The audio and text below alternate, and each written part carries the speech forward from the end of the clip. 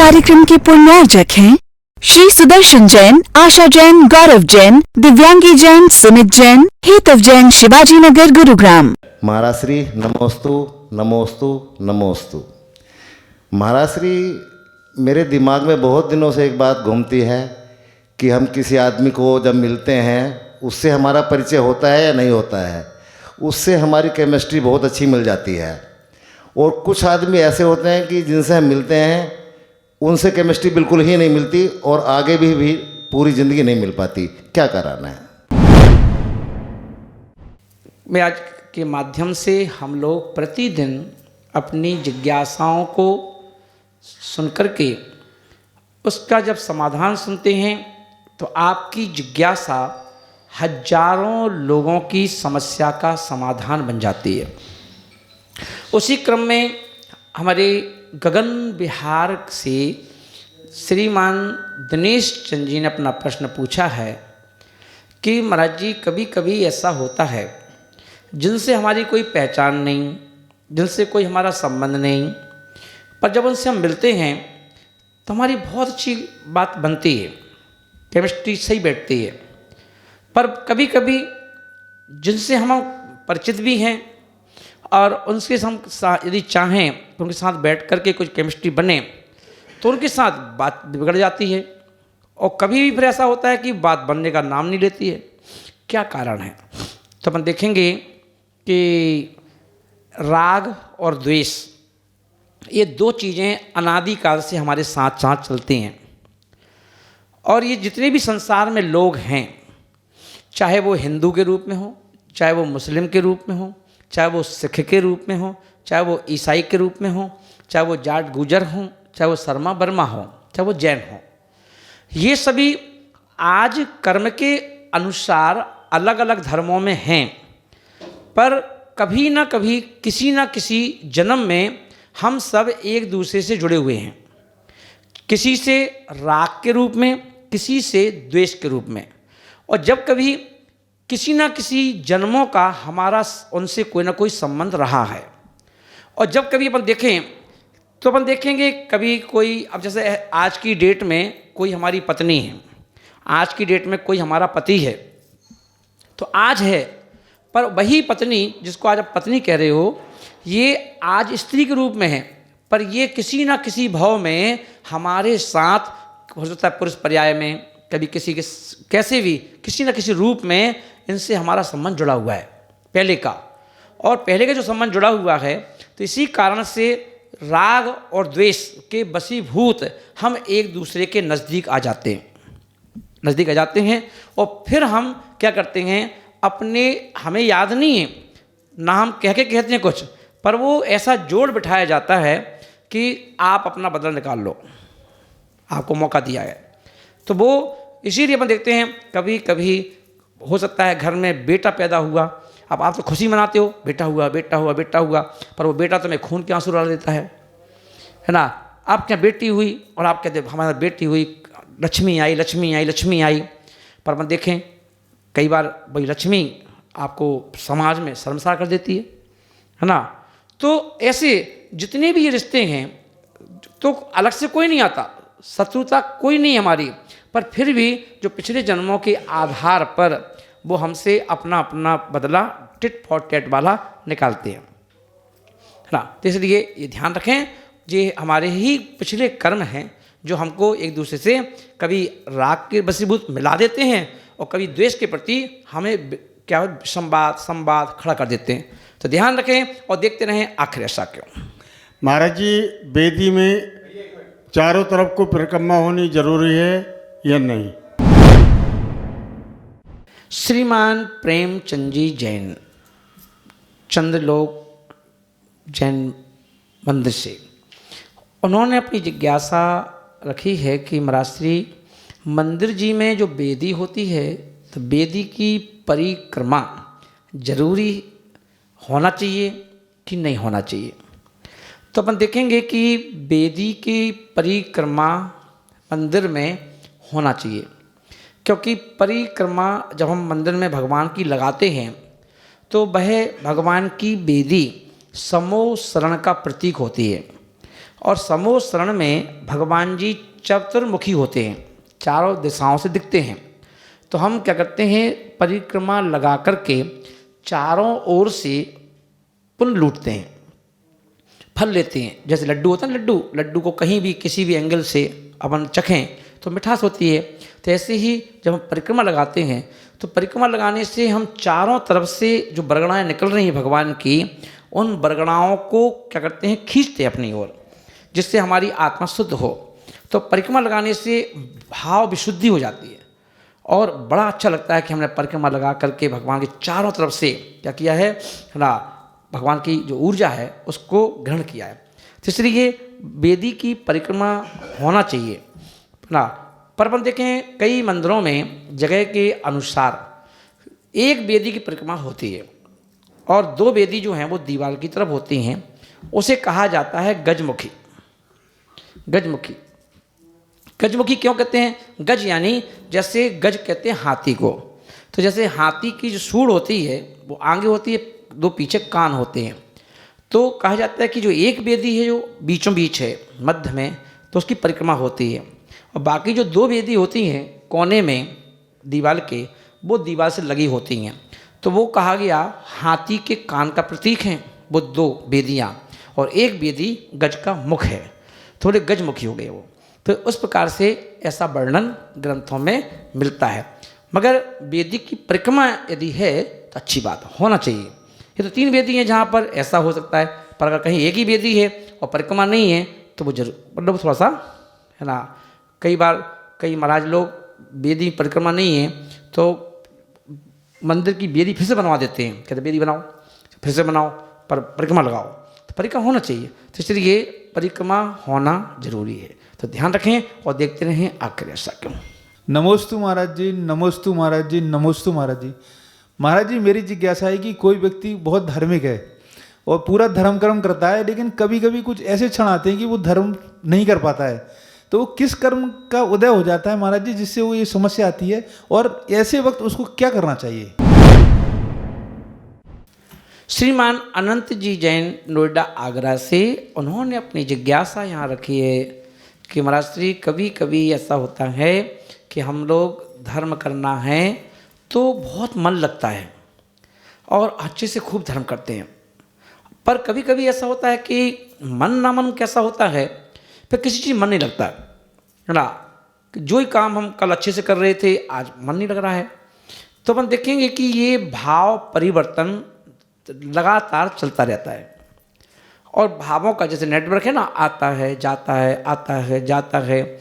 ऐसे ही हमारे जीवन में साता असाता, साता असाता, साता असाता, ये 2 गेयर हैं गाड़ी की तरह।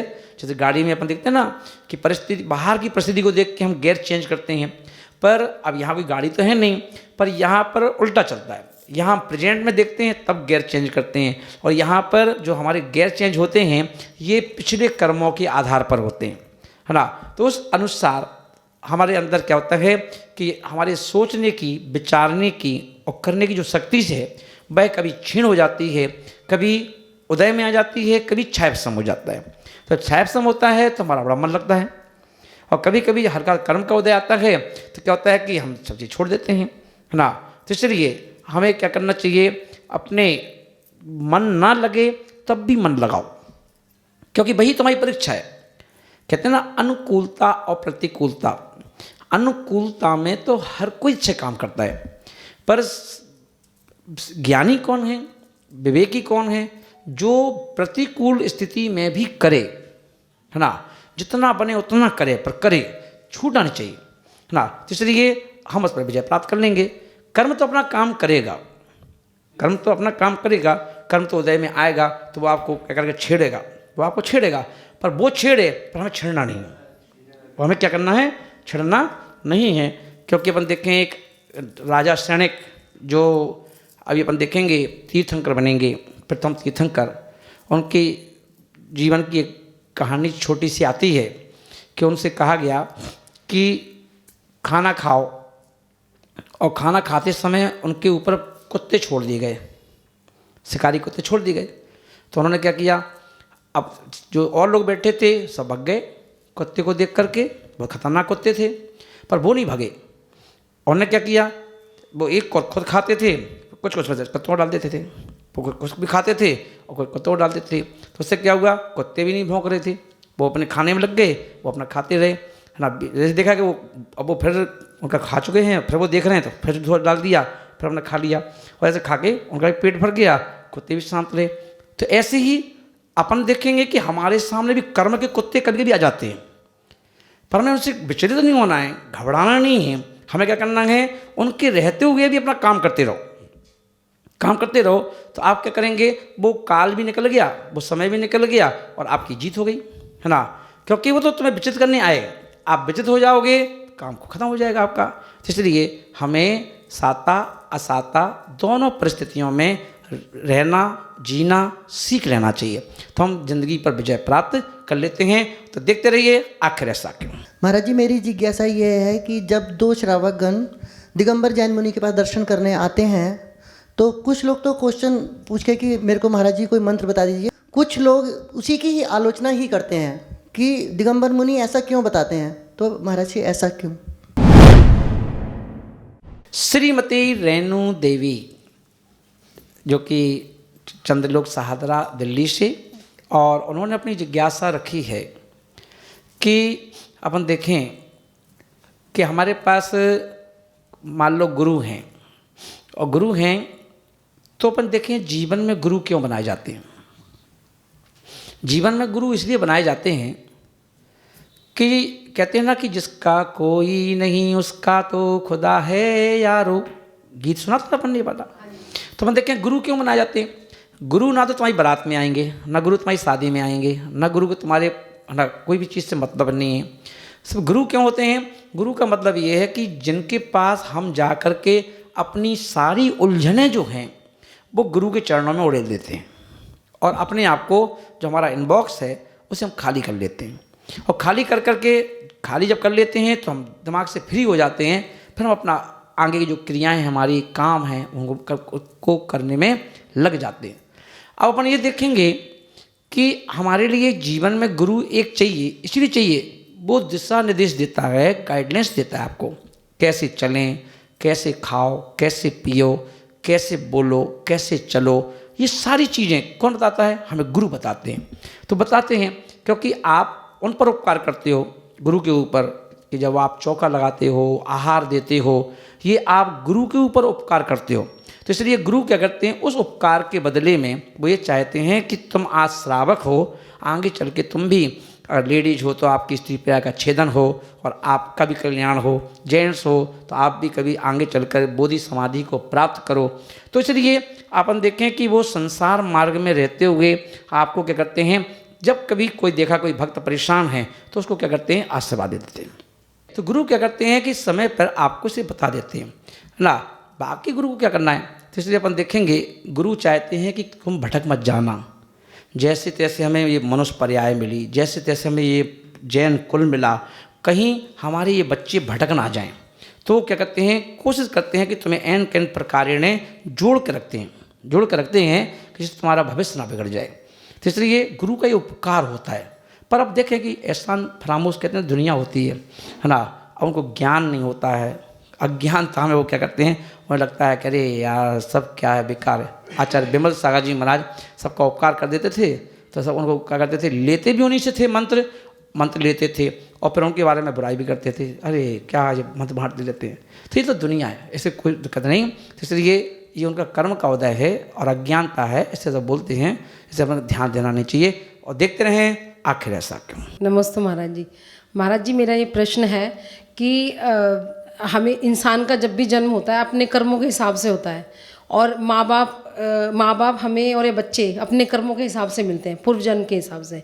तो मेरा ये प्रश्न है कि जो माँ बाप के अच्छे कर्म हैं और बुरे कर्म हैं, उनका इम्पैक्ट बच्चों के ऊपर भी पड़ता है कि बच्चों की लाइफ के ऊपर। Shrimati Rashmi Jain, advocate, high court, Delhi. और देखिए उन्होंने अपनी जिज्ञासा रखी है कि महाराज श्री, कर्म का उदय किसी का भी होता है, माता पिता का भी होता है, बच्चों का भी होता है, बहू का भी होता है, पति बेटे का भी हो सकता है, बेटी का भी हो सकता है। तो अपन देखें कि अगर माता पिता का कर्म का उदय है तो क्या उसका असर बच्चों पे भी पड़ता है, या बच्चों का कर्म का उदय है तो क्या पिताजी पर भी उसका असर पड़ता है। तो देखिए असर डालने के लिए ही ना उस फैमिली के मेंबरों को एकत्रित किया जाता है जिन जिन का कर्म का उदय था, इसलिए उसी को ही, जैसे मान लो कोई आपका किसी से बैर था, मान लो अब वो बहू बन के आ जाएगी, है ना, किसी से आपका बैर था वो बेटा बन के आ जाएगा, बेटी बन के आ जाएगी।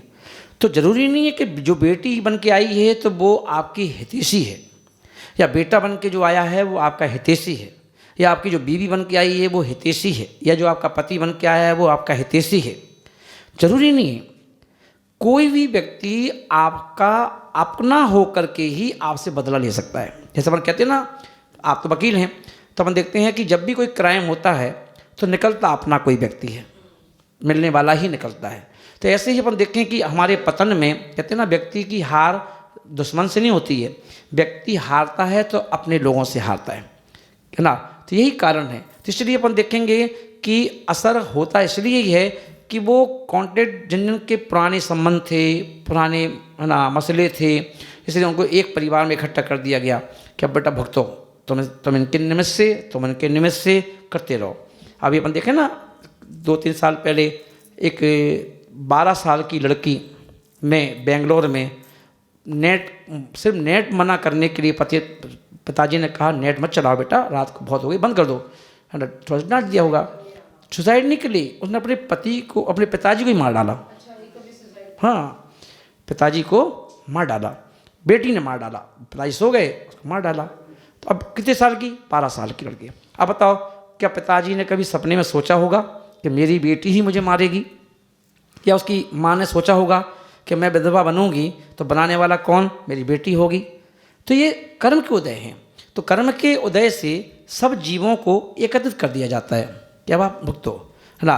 बहुत, और जहाँ पर पुण्यशाली जीव हैं तो वहाँ पर काय का झगड़ा, काय का कुछ, बड़े आपस में प्रेम मोहब्बत होती है, एक दूसरे में, एक दूसरे की खुशी के लिए, एक दूसरे के मान सम्मान के लोग जीते हैं, है ना। कितना कुछ खोते हैं, क्यों कहते हैं ना, कभी कभी कितनी अच्छाइयाँ, अच्छे रिश्तों को चलाने के लिए कितनी बार हारना पड़ता है जानबूझ करके, क्योंकि समझदार व्यक्ति सोचता है कि मेरी हार भी यहाँ जीत है। इस कार्यक्रम के पुण्यार्जक थे श्री सुदर्शन जैन, आशा जैन, गौरव जैन, दिव्यांगी जैन, सुमित जैन, हेतव जैन, शिवाजी नगर, गुरुग्राम।